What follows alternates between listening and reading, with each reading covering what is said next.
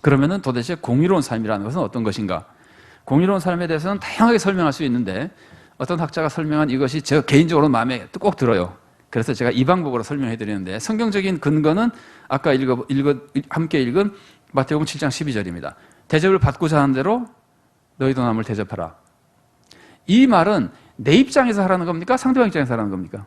상대방 입장에서 하라는 거죠. 그죠? 상대방 입장에서. 그래서 이 공의라고 하는 거를 그 기독교의 황금률이라고 하는 사랑을 가장 잘 설명한 것 중에 하나거든요. 남의 입장에서 그 사람에게 꼭 필요한 것을 해줘라. 이게 사랑에 대한 설명이잖아요. 그런데 이게 바로 공의의 원리라고요. 공의의 원리. 그게 뭐냐면은 공의는 상호 관계에서 이 사람하고 이 사람 둘이 있으면은 둘 관계에서 상대방이 나에게 기대하는 것. 저 사람이 나에게 이렇게 해주면 좋겠다.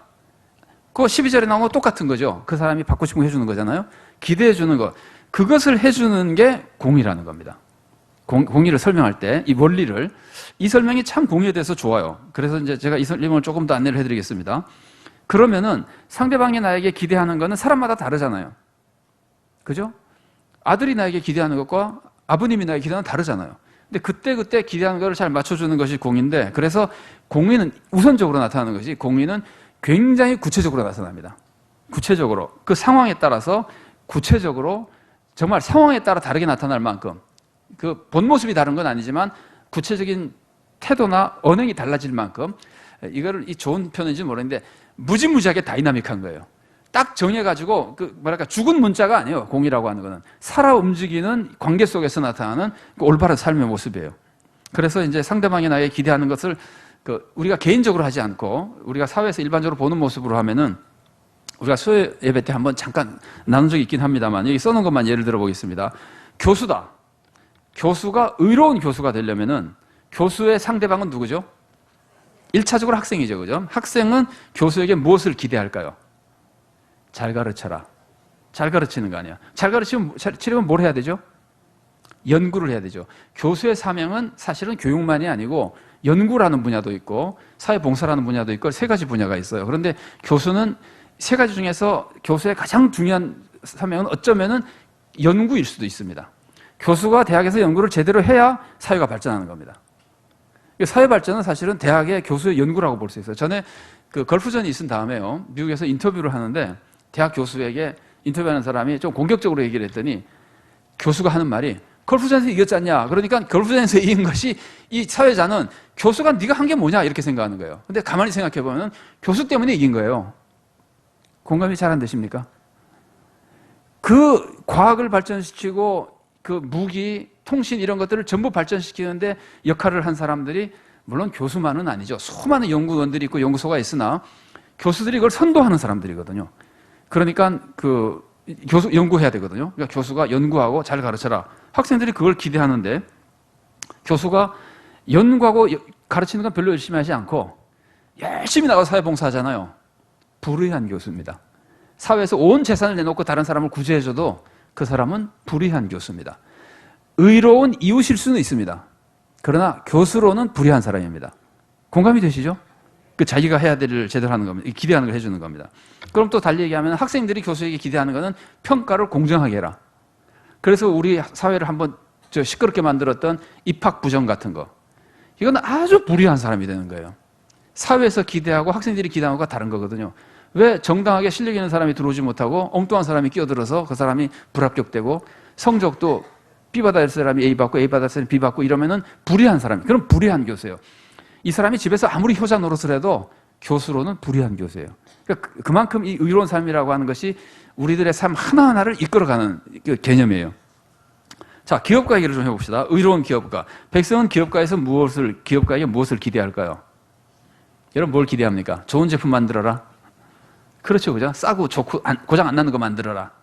고장 안 나는 것 만들면 기업가는 굶어 죽습니다. 고장이 자꾸 나야 물건을 팔 수 있습니다. 뭐 이제 그런 얘기도 있습니다. 어쨌든. 그런데 온 백성들이 기업가에 기대하는 건요, 산업을 발전시키라는 거예요. 너 혼자 돈 벌어서 잘 먹고 잘 살지 말고 우리나라 산업이 발전하게 하라는 거예요. 그래야 나라 전체가 부강해지잖아요. 그래서 기업가들은 산업 발전에 기여할 수 있어야 됩니다. 그래서 산업 발전에는 요즘 우리말로 하자면은 취업 자리 같은 하나도 안 만들고 있는 돈 가지고 뭐 뭐랄까 투기나 뭐 이런 것만 해가지고 아니면 재테크 같은 것만 해가지고 기업을 뭐 이렇게 키워서 늘렸다. 그러면은 그래서 돈을 많이 벌면은 유능한 기업가는 돼도 의로운 기업가는 되지 못합니다. 국민들이 보기에 그 사람은 불의한 사람입니다. 자, 학생은 어떨까요? 의로운 학생. 의로운 학생은 공부를 열심히 하는 학생이에요. 그거는 뭐 선생님만 기대하는 것이 아니에요. 우리나라 온 백성이 기대하는 거예요. 아니, 하나님도 기대하시는 거예요. 그게 소명이잖아요. 그러니까 공부를 열심히 하지 않는 학생은 하나님 앞에서도 가족들에게도 사회에서도 학교에서도 불의한 학생이에요. 공부를 잘해야 되는 건 아닙니다. 잘하고 못하고는 그건 또 별개의 문제입니다. 그러나 열심히는 해야 돼요. 충성스럽게 해야 돼요. 뭐 이런 것들입니다. 그래서 제가 그때 수요일에 한번 말씀드렸습니다만은 의로운 군인. 의로운 군인 어떤 군인일까요? 의로운 군인은 나라를 지키는 사람이에요. 의로운 대통령.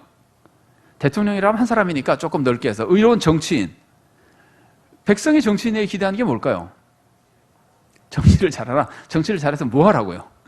정치를 잘해서 우리나라를 안정되게 하고 백성이 편안하게 잘 살게 해달라는 거 아니에요. 그러니까 옛날로 치면 왕. 여러분 제가 그 제사장적 사명, 그 선지자적 사명, 왕적 사명 했습니다. 왕적 사명이라고 하는 건 백성을 보호해 주는 거예요.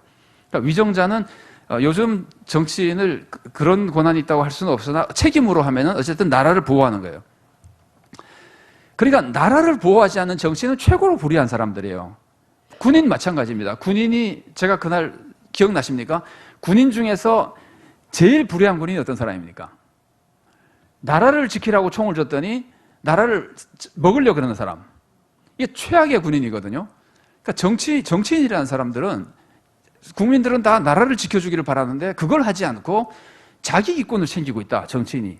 그러면 정말 나쁜 정치인이에요. 불의한 정치인이에요. 그러니까 제가 지금 뭐 누구를 비난하려는 것이 아니라 이 공의로운 개념에 대해서 알자는 겁니다. 자, 그 다음에 이제 공의가 그런 것이라면은 하나님 앞에서 공의로운 사람은 어떤 사람일까요? 말로 해보세요, 말로. 원칙적으로. 하나님이 나에게 기대하는 것을 하는 사람. 그러면 이제 중요한 겁니다. 하나님이 나에게 기대하는 게 뭘까요? 하나님이 나에게 아니면 인간에게 가장 먼저 기대하는 게 뭘까요? 다른 건 다 그만두고 우선 이것부터 해라고 기대하는 게 뭘까요?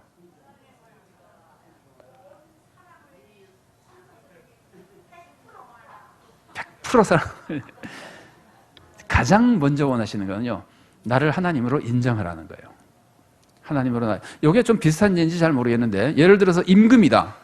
임금이 백성이나 신하들에게 가장 기대하는 것은 임금으로 인정하라는 걸 거 아니에요. 임금으로 인정하지 않으면 반역자잖아요.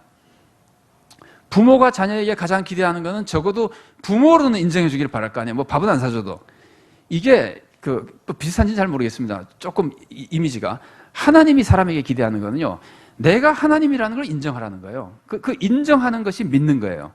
그리고 이제 인정하면은 자연스럽게 나타나는 것이 하나님을 의지할 수밖에 없게 됩니다. 지금 우리가 너무 부족하기 때문에, 죄인이고 연약하기 때문에 하나님을 의지하게 됩니다.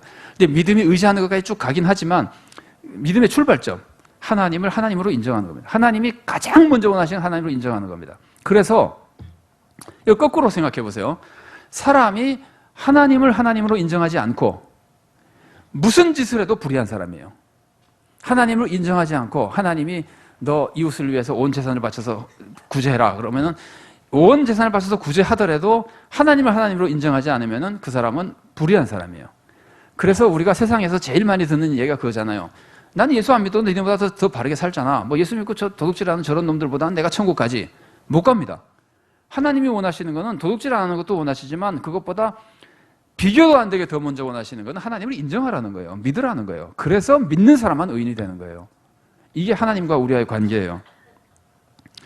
그러면 하나님은 어떻게 해야 의로운 하나님이 될까요?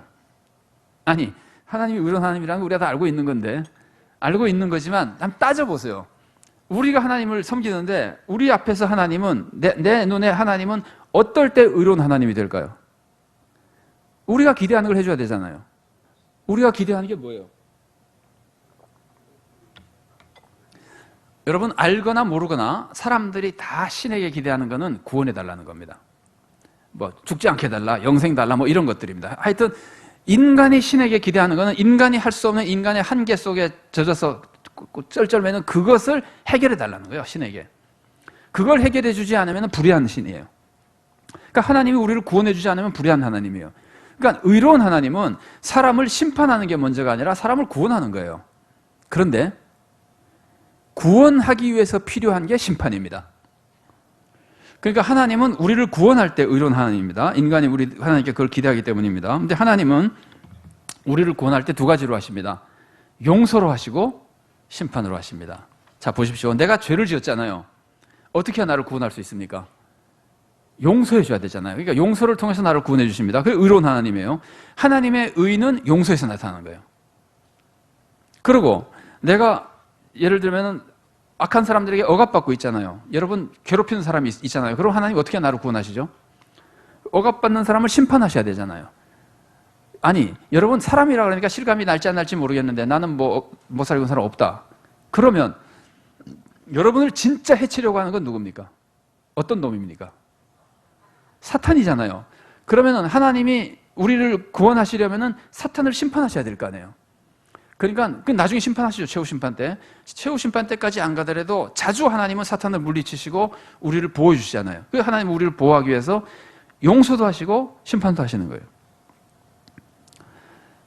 사실은 세상에서 사탄도 그렇지만 세상에서 악한 사람들을 하나님이 가끔 심판하시는 것은 세상을 구원하려고 그러는 겁니다. 또 세상을 의로운 세상으로 바꿔나가려고 그러는 겁니다. 세상에 만일에 악인들이 심판받는 일이 없으면은 세상이 한없이 악해질 겁니다.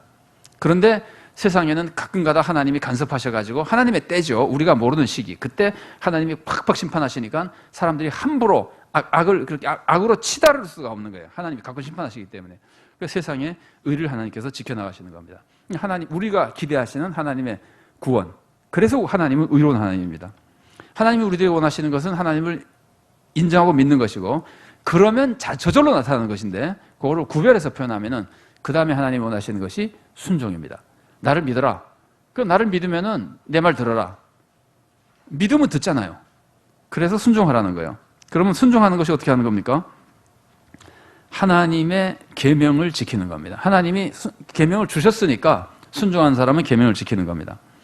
근데 하나님의 계명을 지킬 때 이제 우리가 잊지 말아야 될 것은 계명이라는 것을 문자적으로 지키는 것보다 더 중요한 것은 나는 하나님의 계명을 지켜야 된다는 마음이에요. 하나님이 그거를 좋아하시는 거예요. 얘는 정말 나를 사랑하고 내가 원하는 대로 살려고 마음 먹고 있구나. 그렇게 애쓰고 있구나. 그 지키려고 하는 마음. 그 마음이 정말 귀중한 겁니다. 그리고 실제로 보통은 사람이 마음만큼 행동합니다. 그렇지 않아요?